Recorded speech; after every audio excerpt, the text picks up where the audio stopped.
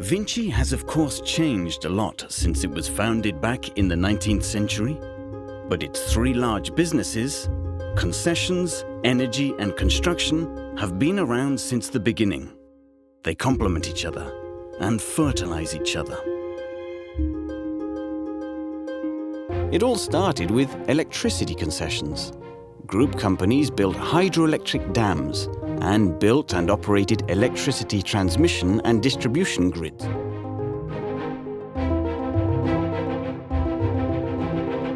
They also built tramway lines in Lille and Roubaix and local railway lines. And they built water supply and sewerage networks. GTM, short for Grands Travaux de Marseille, was established in 1890 to build and operate the sewerage system in Marseille, and later grew into one of VINCI's main pillars.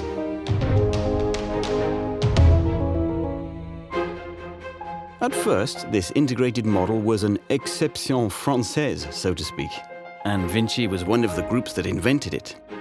This was the model that enabled public works companies to grow into powerful groups in the 20th century, in step with urban development and with transport and energy network expansion. Vast construction sites mushroomed everywhere. Engineers and entrepreneurs were building infrastructure for a new world about to dawn.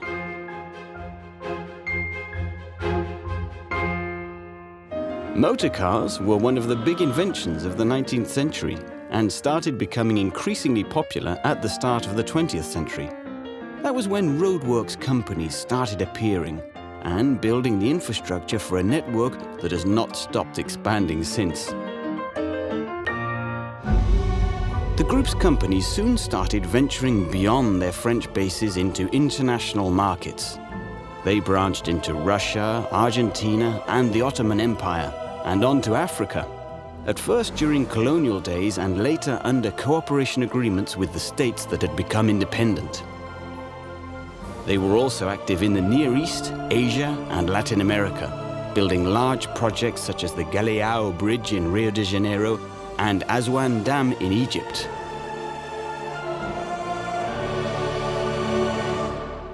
When France nationalized its electricity and railway companies, the group's businesses diversified into new types of concessions. They started with motorways. Cofiroute was established in 1970, when the French government decided to call in private companies to build motorways faster and make up for lost time. Then came car parks. When there were more cars than parking spaces above ground, the only option was to build car parks under city centers. VINCI companies then started operating concessions on large bridges and tunnels. The Prado Carénage Tunnel in Marseille, Second Tagus Bridge in Lisbon, and Confederation Bridge in Canada are only a few examples. Concessions then stretched to encompass stadiums, in particular the Stade de France, which was built in record time for the 1998 Football World Cup. Besides working on these concession projects, group companies were also growing all their energy and construction business lines in Europe, particularly in Central Europe following the fall of the Berlin Wall, and on international markets further afield. That way, they started broadening their fields of expertise and building full business lines, encompassing engineering, production, and project management capabilities. These public works and roadworks companies, which have since teamed up in VINCI Construction, were gaining prominence at the same time as the electrical engineering companies, which later became VINCI Energies. But how did VINCI become VINCI? First of all, the civil engineering and public works sector hit fierce turbulence in France and around Europe in the 1990s, prompting the group's companies to think again about the way they were doing business. VINCI was certain of one thing, that there was a different way of doing business in the civil engineering and public works sector, and that there was a way of making them profitable and of delivering results. The key was to take a new look at the management methods. VINCI then embarked on a cultural revolution based on two principles. First, its shared management culture focused on net profit rather than gross revenue, meaning a selective approach to business opportunities and tight risk management. Second, the organization decentralized, empowering local managers and encouraging operational teams to take initiative. This culture provided the foundation for VINCI to rise to new heights as the 21st century was starting. 2000 was a key year. It was the year that SGE and GTM, two groups that had grown along similar paths, concurrently handling concessions and construction as subsidiaries of larger conglomerates, merged and became independent together. The new group was named VINCI, was included in the CAC 40 blue chip index on the French stock market shortly afterwards, and went on to emerge as a world leader in concessions and construction. VINCI enjoyed truly spectacular growth in all its businesses throughout this time. First of all, in concessions. 2001, VINCI founded VINCI Park, which went on to become one of the world's top players in car parks. VINCI divested this business in 2016. 2006, the French government privatized the country's motorway concession companies. VINCI, which already operated the Coffee Route concession, took over the ASF and Escota networks and established VINCI Autoroutes, which grew into Europe's #1 motorway operator. 2011, VINCI ventured into high-speed railway line concessions with the South Europe Atlantic High-Speed Line, which opened to traffic in 2017. 2013, VINCI Airports, already present in Cambodia and France with several airport concessions, took over the Portuguese company ANA and became the operator of Portugal's 10 airports. VINCI also increased its stake in Aéroports de Paris. VINCI Airports then expanded its airport network to Chile, Japan, the Dominican Republic, Brazil, the United States, the United Kingdom, Costa Rica and Serbia, to rank among the world's leading airport operators. In the meantime, VINCI was also securing new road infrastructure concessions outside France, for example in Greece, Germany, Slovakia, the United States, Canada, Peru, and Colombia. On the motorway, airport, railway, and stadium concessions it manages, VINCI applies its integrated concession construction business model and continues to innovate during the operational phase by developing new user services.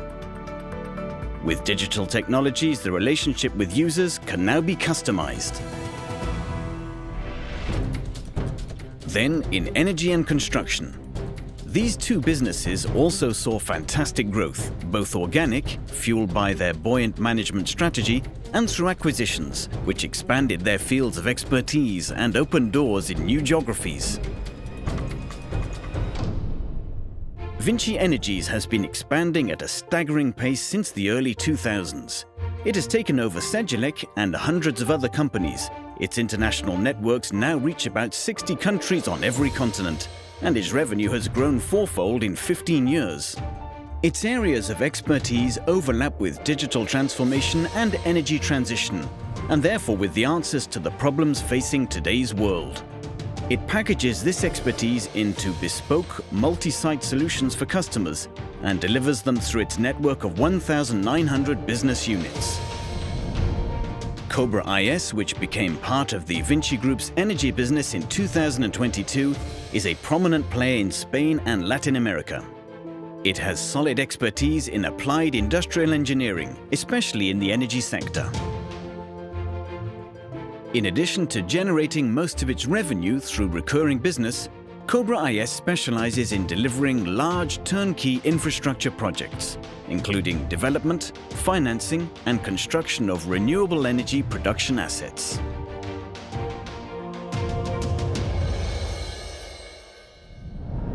VINCI Construction, which joined forces with Eurovia in 2020, is also seeing strong growth in its three pillars.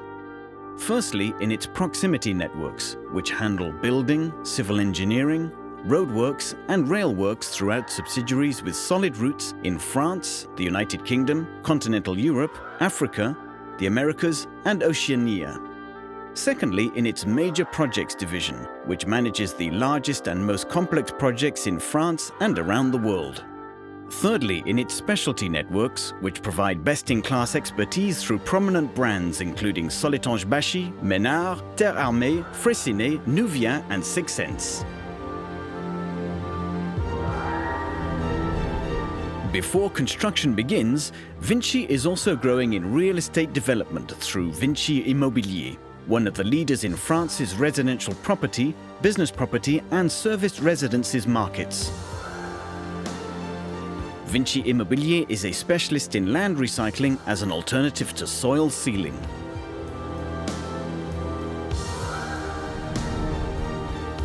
Each VINCI business line has been developing on its own momentum, and they have all been expanding together by leveraging group-wide synergies.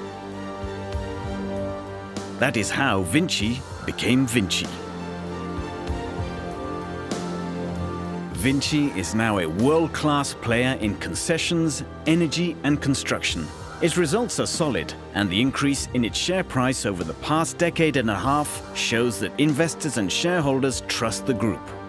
Its robust model puts it in a position to develop further at a time when its business lines have a more vital role than ever in tackling today's challenges, especially the ecological transition.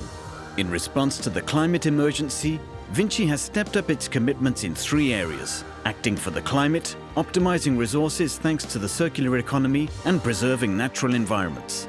It is radically reshaping its businesses and practices to reduce its own environmental footprint while helping its customers and partners to reduce theirs.